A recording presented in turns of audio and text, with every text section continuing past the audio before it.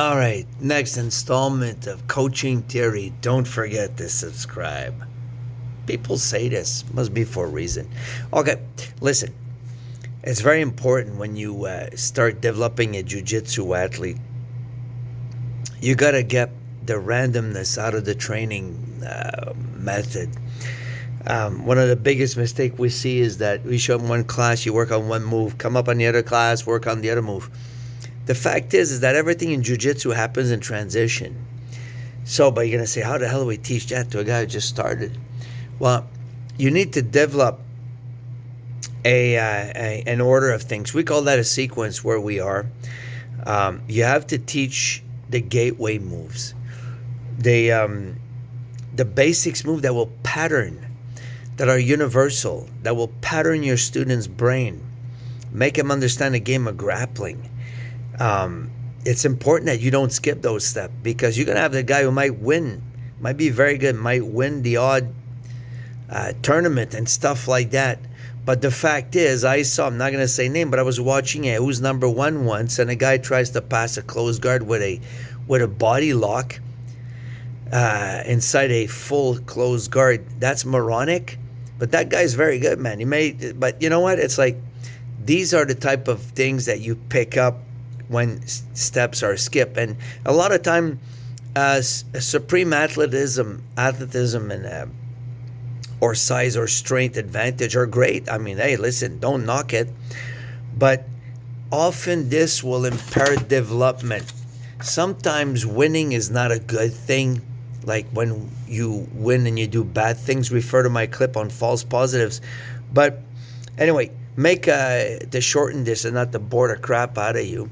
When you choose what's going to be your entry moves in your system, jiu-jitsu is so broad, but the core concepts are common. Like the core concepts of grappling are repetitive, and they have to understand that whatever selection of whatever system you put in place has to teach them the basics, the basic core concept, and you have to teach them in a logical order. Why? Because this is how they're going to learn transition, because everything in jiu-jitsu happens in transition. Okay, like it's one thing in jiu-jitsu leads to another, right? I'm trying to verbalize this in a way that's coherent, but so if you teach in a disjointed fashion, what's going to happen is that you will have athletes which will know a lot of moves, and will have a hard time implement them at game speed in a real match. So it's important that I call that, like, for example, you might teach a sweep, but the real reason for teaching that sweep is that movement pattern repeats itself in a bunch of other techniques, right? You look at a waiter sweep, flower sweep, that movement pattern, that pattern repeats itself in all kinds of scenarios. So it would be a good one, you know what I mean? Good one to teach. But anyway, bottom line is, you need a system in place. That's very, very important. And you have to, when people come in, do not skip steps. If you want them to be able to, because they might suffer at the beginning, but at some point, this whole thing is going to cement in their head, is going to gel. And they'll be able to do the jiu-jitsu rational connection. But you have to teach in a specific way in order to create that. You don't want it to be accidental with your top athletes. Well, they're going to figure it out anyway, right? A lot of people say, well, you know, so-and-so learned it that way. Yeah. But so-and-so's an outlier. You know, it's like some guys are, like any sports activity, field of endeavor, whatever. There's always the geniuses of the sport. You cannot teach according to what these guys did. You cannot follow their progression. It doesn't apply to Joe Schmo like me. I'm a garage league black belt, right? So you need to have a system in place that's coherent and that connects to each other, right? So that your selection of the technical syllabus you're going to put in front of them has to teach them more than just a sweep. You know, that you have to pattern them. And this is where it becomes interesting as a coach.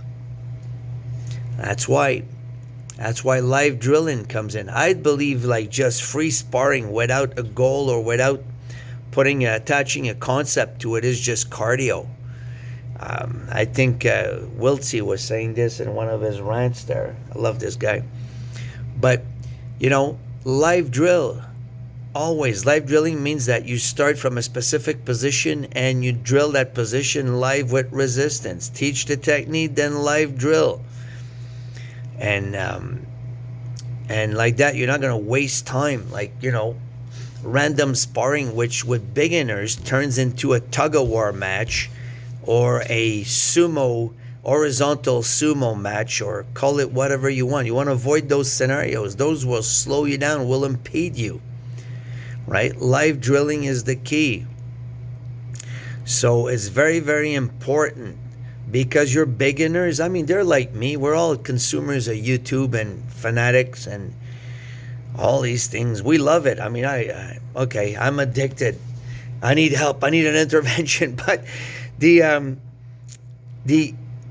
when you first start and you just like, you know, all this is like flashing in your head and stuff like that, and you have a random roll that's not directed, that doesn't have a theme to it, these guys will just waste their time. And you know what? For your weekend warrior, training time comes at it's sacred, because you know, we're not like my daughter training 6 hours a day or something like this. So some guys will come. Sometimes they can come 4 times in a week. Another time they can come 3 times in a week. We don't have time to waste. All right. So randomness is your enemy here, and yeah. So bottom line is, when you build your system, you got to make sure that everybody can do it. If you're a type of guy who can tie his legs in a knot behind his head, I mean, you can evolve an entire system around this, but what is that going to do for me or the average schmo? Nothing. So whatever you choose, your technical curriculum has to be geared at everybody. Not just a guy who's super strong or super flexible or a combination of both, whatever. It has to be universal. All right? And your entry moves have to be gateway moves that open the door to other thing. Think of it as a 3, right? You got the 3 and you got the root system, and then it goes. You got to teach the root system. And after that, honestly, I find that with gifted practitioners, you don't even have to coach them after. If the guy understands this game conceptually, he gets into a situation, he'll make it up as he go along. But it's like music. Before you can jam, before you can grab an instrument and jam, you need to know your chords, you need to know your scales, you need to know that. It's like skipping that is ridiculous. All right? So people will learn it at different speed. That's what education is. Some people are gifted, some people are plotters. But you know, you guys understand. I mean, you're selling them short if you don't teach.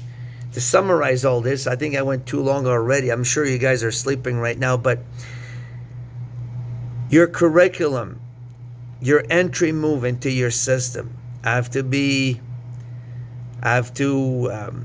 gateway move. They have to be connected in a logical order when you teach them, right?